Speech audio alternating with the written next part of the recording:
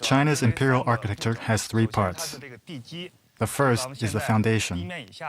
The structure has to be raised on a platform above ground. Once that's done, then you build the wooden structure, columns and crossbeams. Then last, you have the roof. The roof of a traditional Chinese building weighs, on average, twice as much as a tiled roof in the West. Without walls to bear the load, how could this massive weight be supported? The challenge was met by an innovative solution, extending a system of posts and crossbeams up into the roof space, across which were placed horizontal beams, known as purlins. These purlins not only supported the weight of the rafters and ceramic tiles, but gave the roof its distinctive curved shape. And here we come across the last feature of ancient Chinese architecture. We can see it here. It's called dougong. These wooden brackets, placed around the building's edge, not only supported the overhanging eaves, they distributed the weight of the roof across the timber frame. Most remarkable of all, perhaps, all these elements were assembled without the use of a single nail or screw. This wasn't just an amazing work of craftsmanship. It lent the whole structure an astonishing flexibility, allowing it to contract and expand as the weather changed, and even withstand earthquakes. During an earthquake, it redistributes the weight, so the quake doesn't destroy the wooden frame. And Chinese timber frame buildings had one last great advantage. Their elements remained constant from building to building. This means that an entire city could be built by replicating, essentially, the same structure over and over again. A modular method of construction that predates modern prefabricated systems by over 1,000 years.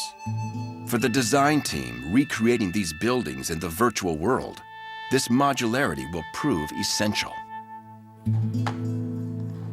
Back at the Palace Museum, lead modeler Rishi Patel is beginning the 3D construction project. So here we got the reference photography, some close details right here. Pretty much all the different angles so we can figure out how it's put together, all the different parts, the decorative designs on them, just so we know how it looks like. From these 2D images, Patel crafts the 3D model.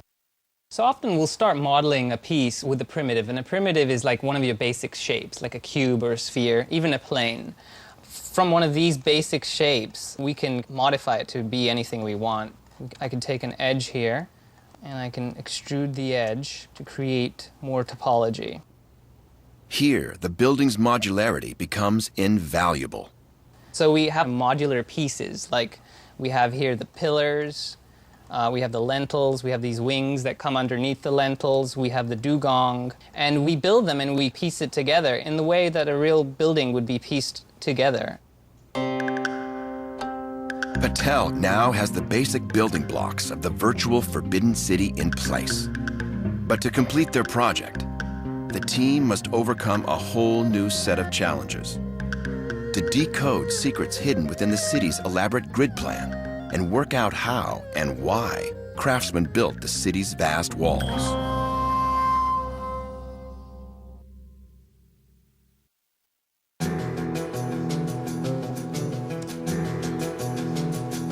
As the designers of the virtual Forbidden City begin to assemble their model, one thing becomes clear. They can't just replicate the buildings. They have to understand the reasons behind their layout. And that requires a view of the whole complex impossible to see from ground level. They turn to satellite imagery. Here, they can see the city in its full glory, a vast rectangle, one full half-mile long, bordered by an immense moat over 150 feet wide.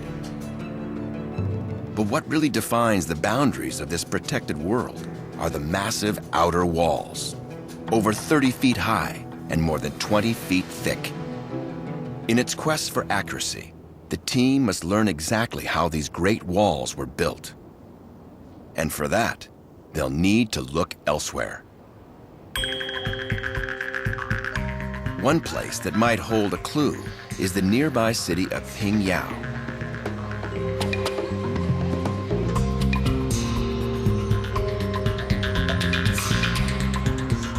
Built in the 14th century, Pingyao's walls are among the oldest surviving in China.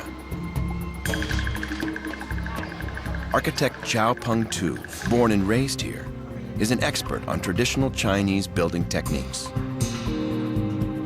Zhao notes that Pingyao's walls were built with an ancient technique known as rammed earth. It's how the Chinese built their city walls for more than 2,000 years. Here you can see the layers in the dirt. See about this thickness here? See? See here? They take loose dirt and pack it. It starts this high, then ends up like this. Then they take another layer, then pack it to here. This technique became popular very early. The technique is far more sophisticated than it sounds. Before the earth was packed in, it was mixed with a precise combination of stabilizers, like lime and pig's blood. As this mixture hardened, the walls became strong as solid rock. The method worked so well, it was used to build much of the largest, most famous military structure on Earth, the 4,000-mile-long Great Wall. It's a pretty slow process. They use an enormous stone hammer which needed about 6 people to swing it. It was very slow work. You can imagine how many years and how many people it took to build them. This simple yet effective technique remained unchanged for centuries. Until 600 years ago, in the early Ming dynasty, when craftsmen made one crucial improvement. Thanks to rapid advances in the manufacture of bricks, the Ming began using them to face their rammed earth walls. The dirt, if it rains, gets eroded. Brick makes the wall last longer.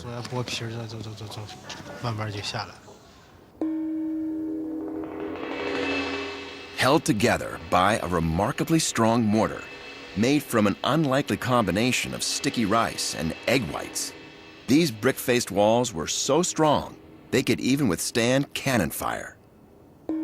As a result, the Ming applied the technique to every wall that mattered to them. Their own additions to the Great Wall, and those surrounding the jewel in their imperial crown, the Forbidden City.